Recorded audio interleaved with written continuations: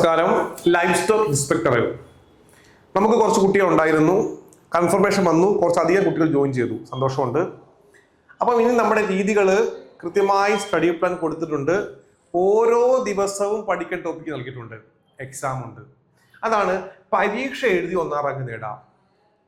അപ്പോൾ ഓരോ മൊഡ്യൂളിലെയും മാക്സിമം ചോദ്യങ്ങൾ നിങ്ങളിലേക്ക് എത്തിക്കും. മാക്സിമം ചോദ്യങ്ങൾ. ഒപ്പം ഓരോ മൊഡ്യൂളിലെയും MCQ ഡിസ്കഷനുകൾ.